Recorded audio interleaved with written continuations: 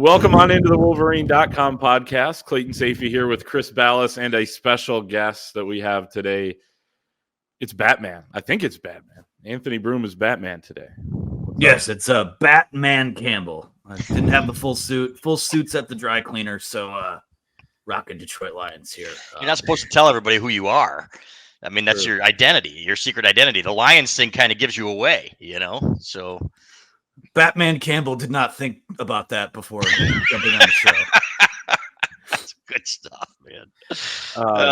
So yeah, if you're not watching, then head to the YouTube channel, subscribe, like the video, and go watch for yourself. But Anthony's got the Batman mask on, I guess you would call it, in a Lions shirt there. So Batman Campbell, pretty good here on Halloween. Happy Halloween to everybody. If you're watching on YouTube, please, as we said, like the video, subscribe to our YouTube channel.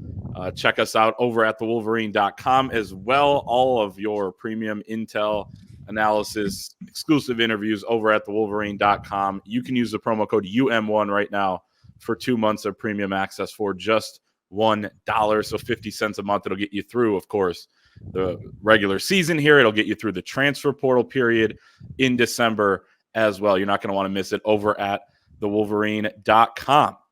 We'll get into Oregon here in just a second, previewing Michigan against the number one team in the country. But we first start with some news that broke about right after we went off the air on our Monday night show, our live show. Jack Tuttle, seventh-year quarterback for Michigan, has retired after his fifth concussion. That seems like it was suffered in the Illinois game. He, of course, has battled all sorts of injuries throughout his career. You can't play 7 years in college football without having some pretty major injuries there. 25 years old, 7 seasons, 23 games, 6 starts, 249 pass attempts. Later, Jack Tuttle's career in college football is over. He's going to pursue coaching and remain with the Michigan team throughout the rest of the season.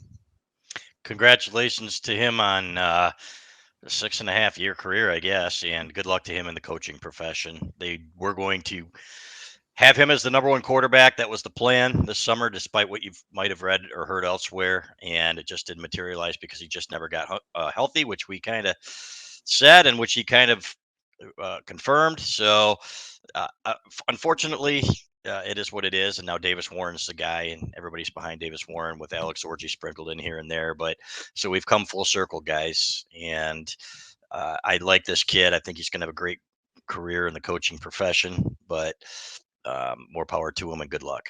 That's what I got to say. Yeah, we had talked about it before. I'm sorry, this is so freaking hot, guys. Oh my God, it's Anthony Broom. It's Anthony. Oh my God. Okay, hello. Here we are. We talked about before with Jack where you could just tell something was off. It seemed like as the games went on, a little less zip on the throws. I don't know if it's a wear and tear thing now. As it turns out, it sounds like he was dealing with some sort of UCL injury. It's unfortunate for him. Feel bad for the guy in general. But for Michigan, you're probably back to what, knowing what we know about all these guys now, what your best option was with Davis Warren and mixing Alex Orji in there. We've talked about how that dynamic sort of worked for them on Saturday and a nice reset. And that's what last week was a reset. I'm not going to sit here and say it was momentum. I'm not going to sit here and say that they're going to win out because, they got to win over Michigan State. But it's a return to form for them, or at least a return to, hey, this is what it can look like if you just play a clean football game. So it seemed like Jack Tuttle was going to be with this program this year, regardless whether his waiver was approved or not. He's a valuable presence in that quarterback room. And now he's kind of getting an early head start on what the next chapter of his career will look like. And I wish him nothing but the best. Mm-hmm. No doubt. Just a tough way to go out, but kind of a warrior of sorts in terms of what he's battled throughout his college football career. As our video picture of Anthony Broom is gone, there's no Batman. There's not even Anthony Broom anymore on the screen. He must have gotten the bat signal. I'm sure we'll get him back in a second. I'm here. He just fought crime just like that. Must have been wasn't me. I don't know what you're talking about. It wasn't me. He's keeping us on our toes today, but he is back. Let's talk Michigan against Oregon. Before we do, though, let's talk about our friends over at PrizePicks, our fantastic sponsor. the most fun way to watch sports is with PrizePicks. You can win up to 100 times your money this football season. Basketball underway in the NBA, college basketball coming next week. You just select 2 or more players, pick more or less on their projected stats, and place your entry. PrizePicks Daily Fantasy Sports is a great way to test your skills as a fan. It's simple and easy to play. You can make your picks, submit them in less than 20 seconds. And we have a special offer for you. Go to prizepicks.com or the PrizePicks app. Use the code Wolverine to receive a guaranteed $50 once you play $5 in lineups. Again, prizepicks.com or the PrizePicks app, and use the code Wolverine to receive a guaranteed $50 once you play $5 in lineups. It's Thursday, so we got Thursday night football tonight. I got a couple picks in, but I've been playing college football, NFL, even made a couple picks on the NBA so far early on in the season, and I can't wait for my personal favorite, college basketball. But tonight I got Joe Mixon, more than 85.5 rushing yards, and CJ Stroud more than 225.5 passing yards against the New York Jets, who are kind of a mess right now. Sign up today. Get $50 instantly when you play $5. You don't even need to win to receive the $50 guarantee using the promo code Wolverine. It's PrizePicks Daily Fantasy Sports made easy. Let's talk Michigan, Oregon. Michigan coming in, last I checked, around 14.5 point underdog against the number 1 team in the country. Over under at 45.5, 3:30 on CBS Saturday at the Big House. Oregon 8-0 for the first time since 2012. Number 1 team in the country for the first time since 2012. Michigan all-time 3-16-1 against number 1s. Their last win over the number 1 team in the country came against Miami to open the 1984 season with Jim Harbaugh at quarterback. Michigan leads the all-time series 3-2, but they've lost the last 2, including the game in 2007 that came to give Michigan an 0-2 start there. But Michigan won the first 3 and didn't allow a single point in any of those games. This is the meeting between the 2 youngest head coaches in the Big Ten, 38-year-old Sharon Moore against 38-year-old Dan Lanning. Lanning's slightly younger than Sharon Moore. We'll get into more of the matchup in a second, but fellas, the number 1 team in the country coming to town on Saturday. Yeah, I was at that game in 1984. That was really a defense-led game, and Bertie Kosar threw 6 picks. Rodney Lyles picked off 3 of them himself, and that Michigan offense was terrible that game. But they found a way to win, right? And we've been saying that about this Michigan team maybe a few times this year against USC. They weren't terrible. In the second half, they were terrible, and for much of that game, they were terrible. But they got a miraculous run at the end of the game by Khalil Mullings that won that football game. And then on Saturday, they did just enough in terms of a couple trick plays. I got enough from Davis Warren and just enough from Alex Orji in the run game to pull it out. And I think that's probably what's going to have to happen here. They got to hold them to field goals, guys. I think Oregon's going to drive the field. I don't think there's any question about that. But it's a matter of keeping them out of the end zone to have a chance to win this football game, which is something that they haven't done enough of. So otherwise, this could be I don't think it'll be a Texas-like game. At the same time, I think that Oregon is really good. They've improved. They've gotten a lot better. And this is a challenge. Now, if Michigan had lost to Michigan State going into this game, I would have guessed that this would be a blowout loss. Now, I think that maybe this rallies the troops a little bit. You got a little bit, like Anthony said, it's not really momentum, but at least you've got some hope, right? You've got some hope that you can win this football game. And to me, that is better than what it was a week ago. Yeah, I mean, if you're Michigan, you want Oregon to kick as many field goal attempts as it takes for you to win the game. And shout out to Oregon's field goal kicker. His name is Atticus Sappington, which sounds like a Primus song, which is pretty cool. So shout out to him. Yeah, you look at this game, and this is another one of those like measuring stick type of moments. Like, I don't think we'll get to picks later. I know where we're all at with it, but it's like Texas, where you want to see how far you've come, where you're at right now, how far you have to go, in these next 3 weeks. Oregon's going to test all of that. And it's not going to be like we've seen in some of these games, like Sharon Moore last year, he outcoaches James Franklin, outcoaches Ryan Day. This year, outcoaches, a guy like Lincoln Riley. Dan Lanning is a guy that will not be conservative and will be extremely aggressive when the moment calls for it, because they're going to try and make a statement in this game too. So, when you look at this game from a wide angle lens. It's all about how long can Michigan stay competitive, and can they give themselves a chance to win? Now, a couple plays here or there, that might have been a 2-score victory last week, which maybe would have been something that gives you a ton of momentum. But like I said, it served last week, served as a leveling out. This week serves as kind of the pop quiz. Like, can you handle this? Because you've got at least one more game like this coming on the road later this year. And you've got a pretty tough one next week when you go on the road as well. And you've got to do a lot of winning in November to offset what was a pretty awful month of October. So it's going to be interesting to see if they're ready for this. The one thing you can't do is get blasted right off the bat, like that Texas game where it was just clear from the start that you were kind of outmanned and outgunned. Need to see this team hang with a team like Oregon. They need to start fast. They have not started fast at all. And it's been slow start after slow start. And you could really say it was worse than slow starts against, Illinois and Michigan State. It was beyond slow. It was terrible.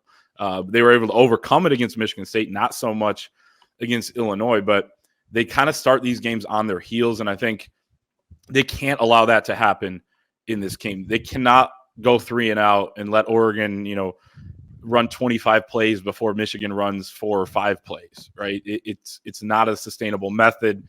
You're going to wear down your defense. But let's talk more about this matchup. We'll start with the Michigan offense against a very, very good, a very, very disruptive Oregon defense. And we talk about it pretty much every week because turnovers have been the big issue for this team. And they went turnover-less for the first time last week against Michigan State. Sure enough, they win the game.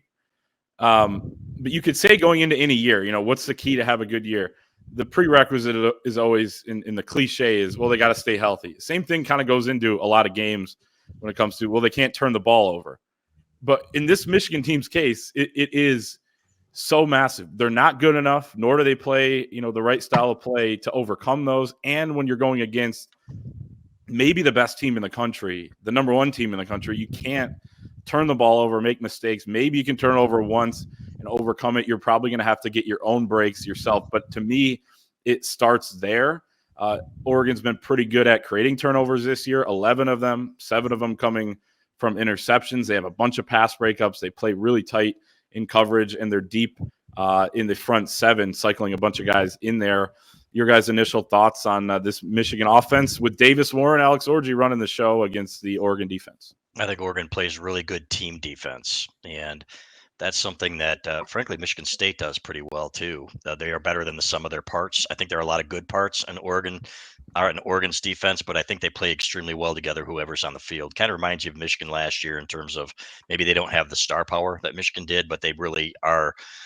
The chemistry is fantastic. So if they stop the run, then Michigan's going to have a really hard time winning this football game. Michigan's got to have some success on the ground, and I think they can if they play if the offensive line plays with the intensity that's needed. And Sharon Moore talked about it. I asked him specifically about the offensive guards. He said Josh Parisi had a bad game against Michigan State. We could see it on film. That's one of the reasons I asked. But Giovanni Ohadi played his best game, and you could see that he finally played with the intensity that we expected of a guy who has been pushing people around at times in the last few years when he got his opportunities and was kind of passive. So if they come out and try to punch these guys in the mouth and they have some success on the ground, and Kalel Mullings has some success, and you can hang with these guys early and make it a fourth quarter game and maybe wear them down. One of the keys to the game that I'm writing right now is you've got to shorten the game, kind of like Michigan State did by dominating the first quarter of that Michigan game. They didn't take advantage of it with points, but if you can keep the Oregon offense off the field, then you're going to have an opportunity. But this Michigan offense, I like. Davis Warren, I thought there were 2 things that led to his better performance. Number one, he got protection, right? I think he was pressured 3 times, if I'm not mistaken, was not sacked once, and had time to survey the field. He didn't have happy feet and made some really, really good throws, which he's made this year. People can discount what he's done, but he's made some good throws when he wasn't throwing picks. And some of the picks that he threw, again, were not his fault. And everybody's looking at, he's got 6 interceptions. Well, 3 or 4 of those were on him. And guys can get better, and we're seeing that. So he's got a good arm. I think he's really a smart kid. So I like him in there. So Colston Loveland, I would imagine, is going to get more attention from Oregon than he did from Michigan State.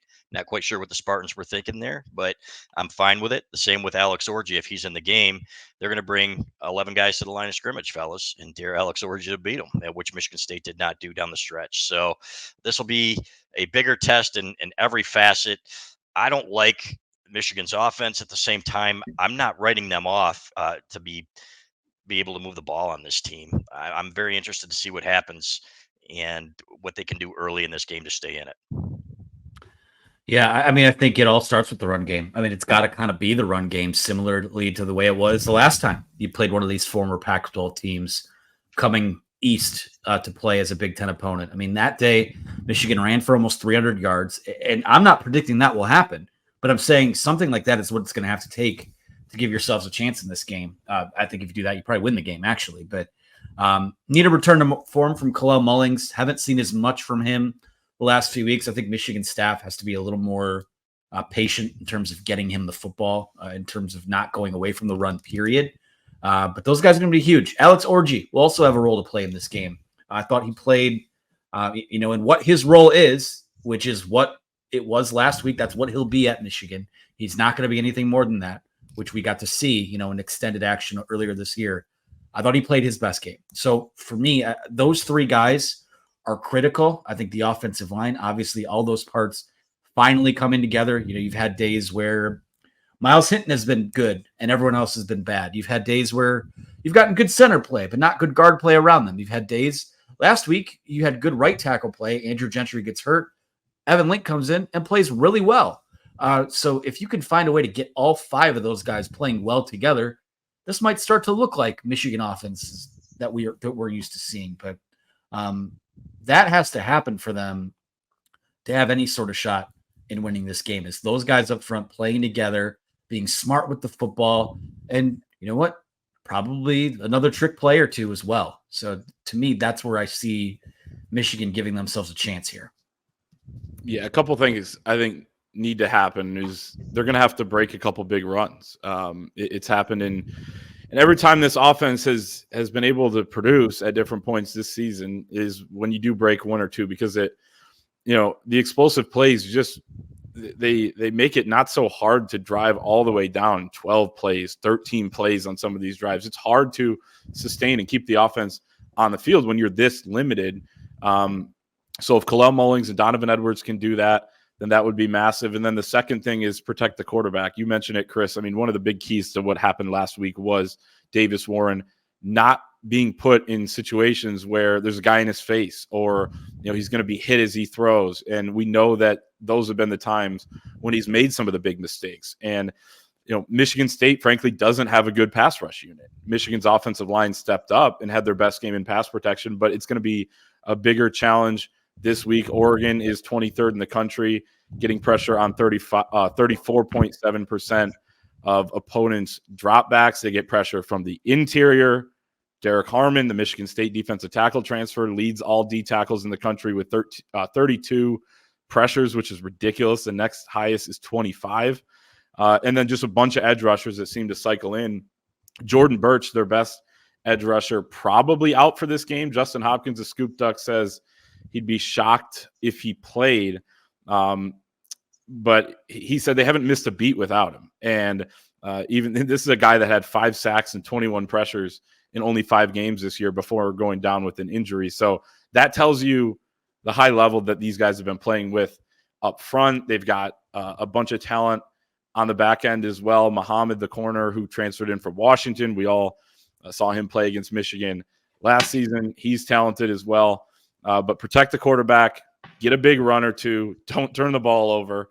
A lot's going to have to come together for you to pull off an upset like this. It's weird to say that about a Michigan team because they're hardly ever this big of an underdog. So you kind of say it. It's kind of the previews we've done over the last few years when you're talking about another team and you kind of got to give them the benefit of the doubt. Okay, what's the path to victory? What's the path to Michigan losing? It's mistakes, big plays being allowed, things like that. But Michigan's in that spot right now, it seems like, and we'll see against this Oregon team. Let's flip it over to the other side of the football. But before we do, we got to talk about our friends over at Gametime. They're the exclusive ticketing partner of the Wolverine podcast. Gametime is the easiest way to get tickets to the biggest games, concerts, or shows like Michigan versus Oregon this weekend, like Lions games throughout the season. World Series is over, but you could have got your World Series tickets on there, NBA, college basketball, and more. The app is super easy to use. You see the view of what your seat is going to look like as you're perusing through there on some of the options.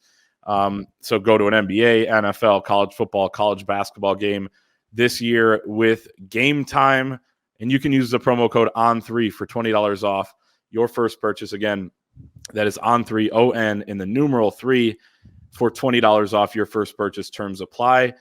Take the guesswork out of buying tickets with Gametime. Download the Gametime app, create an account, use the code ON3 for $20 off your first purchase. Terms apply. Again, create an account, redeem code ON3 for $20 off. Terms apply. Download Gametime today. Let's talk about the Michigan defense going up against another great unit, the Oregon offense, led by Dylan Gabriel, their quarterback, who is, much like Jack Tuttle. He's had a long career in college football. Started at UCF in 2019, goes to Oklahoma for a couple of years, and it rounds it out here with Oregon. He's been very, very good. Leads the country with a 76.2 completion percentage. He's over 2,300 yards, 18 touchdowns, 6 interceptions, 5 touchdown runs. They activate his legs in the red zone, had some big runs so far this year. Your guys' thoughts on the challenge that Michigan has ahead of it? Yeah, this is a team that can hurt you with the run and with the pass, and is improving offensively every week. So Michigan's front four is really going to have to have an outstanding game.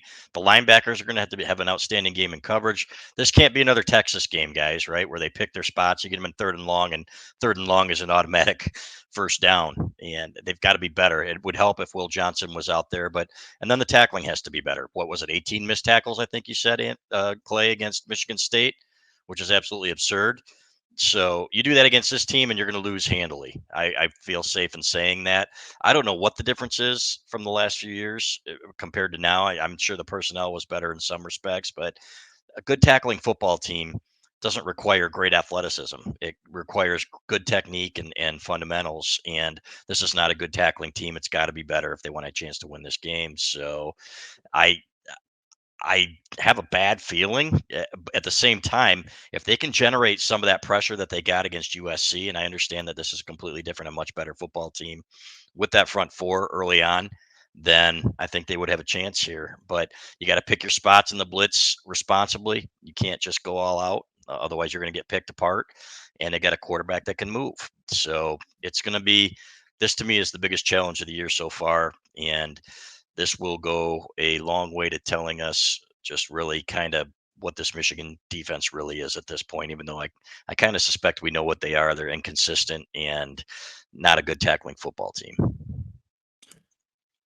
I think the recipe, or at least, I think what it will look like is probably what most of these games will look like, where you'll see some pretty, tremendous individual plays and individual efforts and these big moments, but third and longs will kill you against a team like this. I mean, they'll kill you against any team you play. Michigan State, generated a lot on those, whether they were running the ball or throwing the football. There were so many questions when these teams came over from the Pac-12 about, they're going to learn about what Big Ten style of football is and all that. But Oregon was the one of those 4 teams where you're like, they're built for this. And I think in a lot of ways, they kind of remind you of what those, at least when I watched them, what like those Urban Meyer led Ohio State teams were, where, yeah, they have weapons and they've got, the heady quarterback play, but they're really good up front on both sides of the ball. And their offensive line is very good. And, I expect they'll be ready for what Michigan throws at it. So it's gonna, on paper, you'd think with the talent that Michigan has on defense mixed with Oregon's talent that this would be one of those. Wow. I mean, think back to the Rose Bowl. How many NFL scouts were just, how many prospects were on the field in that game? Individually, yeah, I think that this type of game can be that. But when you look at execution, you look at aggression. Early in the year, it didn't look very sharp for Oregon, but they've done what great teams do. They get better as the year goes on. And this is a Michigan defense that I think has gotten, better against the pass in the last few weeks, but they haven't seen anything like this since they played Texas. So it's going to be interesting to see how they hang hang in there, especially if Will Johnson's not out there again. So we'll see what happens. I'm not super confident in them keeping. If you can find a way to keep Oregon in the low 20s, you might give yourselves a chance to win this game. I have my doubts that'll actually happen. Yeah, it's kind of interesting when you look at this offense. It's completely the best challenge Michigan will have faced this season, and maybe that includes including at the end of the year. Of course, you're going on the road to Ohio State, but this is a team that was able to outscore Ohio State. Ohio State has a great defense, but they were able to put 32 on them, I believe it was, in that win. And I was talking to Mike Fitzpatrick of the Michigan Man podcast this week, and I thought he put it great when he said that Dylan Gabriel is surgical. It's a great way to put it because he's so accurate. They use every inch of the field, sideline to sideline. I think that's a key piece. They're going to do what a lot of teams have done on this Michigan defensive line, try to get them tired out by running sideline to sideline, screens, short passes, any sort of space they have, they're going to use it, including if you're playing soft coverage. There's no weak link on this offense. When you looked at USC, it was like, okay, Miller Moss, good quarterback, good receiving core. Woody Marks is a really good running back, but left tackle's a little weak. Of course, Michigan made them make a change in the middle of the game because they were dominating them so much. I don't see that with this Oregon team, and that's why they're kind of next level. Of course, USC didn't end up being very good, but they got two really good tackles. They got very good offensive linemen overall. The weapons all over the place. I mean, you watch just some of these plays, like last week's game against Illinois. Gabriel has all day to throw. Illinois ran one of those three-man pressures, and he had all day back there, throws it to Tez Johnson over the middle. He makes a ridiculous cut, and he's gone. It doesn't matter if you have an angle on him. He's that fast.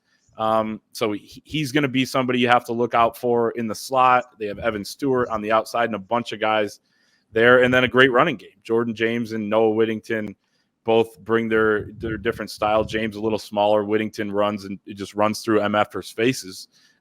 So it's complete. It's everything you want in offense.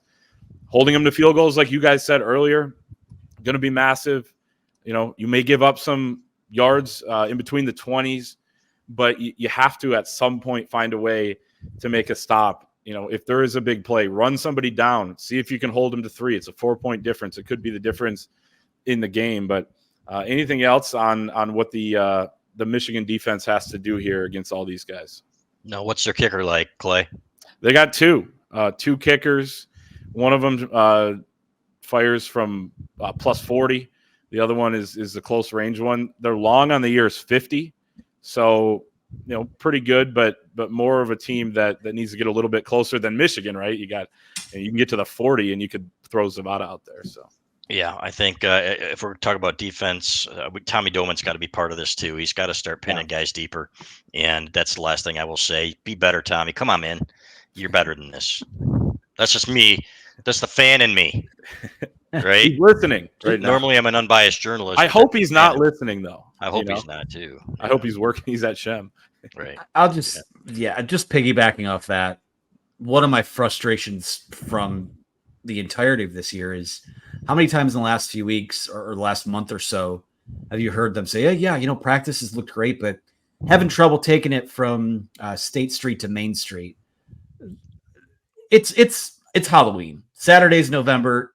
At this point, if you're not going to bring it next door with you, something needs to change. So I believe in Tommy Doman. Going back to the USC game, I think he had like 8 punts for 290 yards or something. It was something crazy. Yardage wise, he averaged almost 50 yards a punt that day. That's there, and they need that guy on Saturday. Yep. That was one of the big reasons why they got off to that start. They were getting stops. They were moving the ball a little bit even when they didn't score, and then they were pinning USC back. When they had to start that game off in the shadow of their own goalposts, it made a difference. So it can swing it. It's kind of interesting you guys bring that up because I asked J.B. Brown that yesterday, Michigan special teams coordinator, how much can special teams make the difference? Of course, a guy who makes his living off special teams is going to say it can, but we've seen it happen already with Oregon this season. They don't beat Boise State without a punt return touchdown in the second half and a kick return touchdown in the second half and a game-winning field goal. So it's already swung one of Oregon's games. Maybe maybe the football gods say that, hey, special teams maybe will cost you this year. So if Michigan can play clean in that department, at least, right? No dropping a snap or a bad snap on a field goal. Those operations have to be clean. And then if you can get a big return or make a big play or get a block, like Michigan's gotten it a couple times this season, that could go a long way too. But it starts with just being solid, not making mistakes in the special teams department, for sure, for this Michigan team. Let's get to our predictions for this game. Michigan against Oregon. Like we said, Oregon 14.5-point favorite, over under sitting at 45.5. We'll start with our offensive players of the game. It's like just kind of a repeat at times, but I'm going to go with Colston Loveland, who is just maybe the best tight end in America, just the heartbeat of this offense at this point, especially since Khalil has been a little bit more quiet lately. I'm going to go with Donovan Edwards to have a big game with a couple big runs. For some reason, I am feeling him this game. I think he'll get his opportunities. We were calling for Khalil Mullings. Michigan State was primed to stop Khalil Mullings. 13 carries, 18 yards. There's only so much you can do when you've got safeties in the box and the offensive line isn't blocking for you. So, but I like Donovan Edwards to get outside the tackles for a couple big runs and have a nice game. I like Khalil Mullings. Michigan State tried to stop him off the field. They tried to stop him on the field. One of those was more successful than the other one, but I think he bounces back in a big way, and it's kind of the Energizer bunny for this offense this week. I hope he gets a big round of applause after his first carry on Saturday. He's been dragged through the mud by people who don't know what they're talking about this week. I'm glad Sharon Moore came out and said he was trying to break up the scuffle there at the end of the Michigan State game. Seems like the last guy that would be involved in it. My defensive player of the game, I have to just keep going with Josiah Stewart. I feel like this is one of the best players in the country defensively, and he's showing it every week. Leads the Big Ten in TFLs per game, sacks per game. Is just big play after big play, including the strip sack last week. So I say he keeps it going. The captain. Yeah, I have a hard time arguing with that. He has been fantastic. Everything you're looking for. So I'll match you on that one, Josiah Stewart. Mason Graham, another constant. I mean, there's nothing more that even needs to really be said about that. He's a monster. He really is. He doesn't get talked about enough. I know we probably talk about him more than most people, but you just come to expect so much from him, and he delivers pretty much every time. My X factor, I'm going to go with Quentin Johnson. 2 pass breakups last week in the end zone, beginning of the game, end of the game to kind of seal it. And something he's done well this year is when there is a big play, he doesn't give up on it. He's made some tackles way down the field. He's not the most talented guy in the world. You don't play 6 years in college if you are, but he brings all-out effort all the time. Something you can't say about him is that he lacks in effort. In this game especially, they're going to have maybe a big play or two. You got to run them down like Jair Hill did against USC. That was another example. Run them down. As the Michigan defense says, just give us a place to stand and hopefully hold them to a field goal. I'm going with Jayshon Barham, and this is kind of out of the blue. I think they're going to use him a little bit more to blitz and use his speed out there. I think he's going to have some big plays, and I think they're going to need him if they're going to put these guys behind the chains. So he's my X factor on Saturday. X factor in this game, I'm going to go with Alex Orji. I think there's going to be a moment where he's in the game and everyone thinks that they're going to run with him, and Michigan's going to dial up a pass, and we'll see if he hits on it this time. But I think that situation will materialize, and it will be a big moment in this game. That'd be huge. That would be absolutely massive. Final score predictions. Anthony, you want to start us off? Sure. I have Oregon winning this game 31-21. I think that Michigan will probably hang with them for about 2.5 quarters or so before it's just a little too much at the end. I would love to see what happens if you get them in a 4-quarter game, but I expect improvement, but ultimately a 2-score loss. Yeah, I'm there too. 30-20 is what I got. 3 touchdowns, 3 field goals for Oregon. Maybe this comes down to the 4th quarter. I hope so. But at the end, Oregon's got too much firepower. I got 30-14. I guess we all have them at 30 plus. Can't let them get there, right? If they're going to win, keep it in the 20s and you have a chance. It means maybe you got a defensive special team score, something like that. And then, maybe you were able to break off some big plays as well. But Don't necessarily see it. I think Oregon's playing their best football right now, and they might be the best team in the country. So they come in and get a 16-point win at the Big House. Their first, I believe, would be their first win at the Big House, or no, second, 2007. So that would be continue their march here going forward. Let's get to No Man Knows the Future, our final segment. We will pick 4 games. We're just leaning right into the Big Ten. 4 Big Ten games this week. It's kind of a quiet week in terms of national spotlight games, but we will start with the one that everybody's going to be watching. This is the big game of the week, and it happens noon Eastern on Fox. It's Ohio State at Penn State. Ohio State 3.5-point favorites on the road. Over under is 45.5 CB. Do you have a pick on this game? Well, Anthony rejoins us in a second. Neither one of these coaches can win a big game, so it's going to be fascinating. So it'll probably go to overtime, right? And that would be never end. Yeah. So, but I think Ohio State, even with their offensive line problems and their injuries, is going to go in there and get the win. They can't afford another loss, and I don't trust James Franklin a little more than I don't trust Ryan Day. Ryan Day's, let's be honest, had a little bit of bad luck in some of these big games. A couple he probably should have won. The Oregon game, if you look at the Georgia game, if his kicker doesn't kick it like into a different stadium, then they might win the national championship. So I'm going with Ohio State. Batman's back. Nice. I trust Ryan Day and James Franklin even less than I would the Joker or the Penguin to stay in Arkham Asylum. I will root for the giant crater in this game, but reluctantly go with Ohio State. Will you save the innocent people at the stadium if the giant crater hits? I don't. If it was a night game, maybe. Big noon. That's Bruce Wayne will be there in a suite. I love it. This is setting up to be a potentially epic day for Penn State. Ohio State seems somewhat vulnerable given what happened in Eugene. Drew Aller's a little banged up. Looks like he's going to play. If he plays, and he's a little dinged up and has a great game, it could be a legendary moment for him. With that said, James Franklin's their coach. Ohio State. I don't feel good about that pick at all, but I have to take it. I just can't not take it.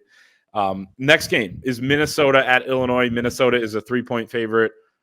Over under 45.5. Again, Minnesota on the road at a ranked team, a number 24 team in the country. Illinois is a 3-point favorite. Noon Eastern on FS1. What do you guys have? I got Illinois. I can't believe Minnesota's favored in this game, to be honest with you. Not that Illinois is everything that Brett Bielema said after they beat a crappy Michigan team. This is the expectation here at Illinois, blah, blah, blah, blah, blah, blah, blah, and then go out and get your ass handed to you out west and come back as a 3-point dog to Minnesota. Is this what you had in mind, Brett? I don't know, but I think he pulls one out here and then goes out to a hearty dinner with his family afterwards. This is a sucker bet. Give me the Gophers. I agree. I think this is a rat line.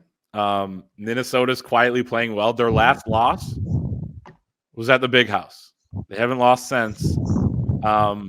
They've covered in 4 straight games, including that game at the Big House. Give me the Gophers.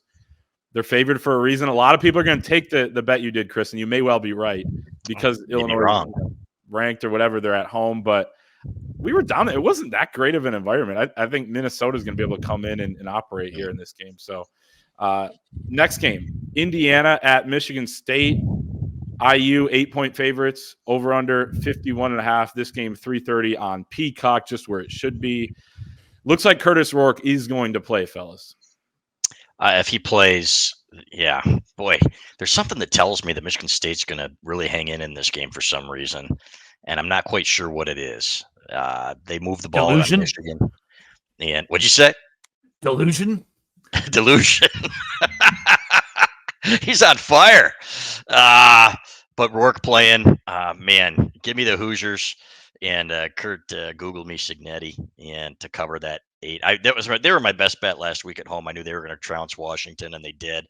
But for some reason, something tells me Michigan State's going to hang tough in this one. But I'm still taking Indiana out of spite for what happened after that game Saturday. Yeah, speaking of the Penguin, Jonathan Smith kind of looks like the Penguin. I don't respect him. I don't respect the villains of Gotham. I don't respect the villains in this state. Give me Indiana. I love how you can just say whatever you want because you find that mask is beautiful. Unfiltered. I'm going to take Indiana too. Kind of scares me. I didn't think it would be as close as 8, but they are on the road. So it kind of gives me a little bit of pause there. But last game, we'll finish up with one that should be exciting. Old school Big Ten West type of matchup. Wisconsin at Iowa. Iowa, a 3-point favorite at home. Over under 40.5. 7:30 on NBC. What do you guys have here? That's a tough one, man. I know. Who's starting at quarterback for the Hawkeyes? I think Brendan Sullivan. Yeah, he should. Then give me Iowa. Cade McNamara is just a shell of the quarterback that helped lead Michigan to a Big Ten title. Under. Under. Okay. That's it. Under. I was actually going to say these teams are scoring more than they usually do. Yeah. This year, Wisconsin's putting up big numbers, or big totals at least on points against not great opponents. But same with Iowa. I mean, the fact that they're even scoring 40 and 30 some against some teams is different. But I mean, the under Anthony's is obviously a great play no matter what. Seems like with some Iowa games, I'm going to go with Wisconsin. They've been playing better football lately. Kinnick's tough, but I'm going to go with Wisconsin here. Take the points. That is our show for this week. For Chris Ballas, Batman, and myself here, and our producer Megan behind the scenes. Thanks everyone for watching. Make sure to like the video if you're watching on YouTube. Subscribe to our channel. Comment with your final score prediction. We'd like to see those in the comments. And head to thewolverine.com. Use the promo code UM1 for 2 months of premium access for just $1. Gets you through the rest of the season. Gets you through the December transfer portal, college football playoff, bowl season, everything else over at thewolverine.com. Hope to see some of you guys on Saturday at the Big House. Either way, we'll see you next time.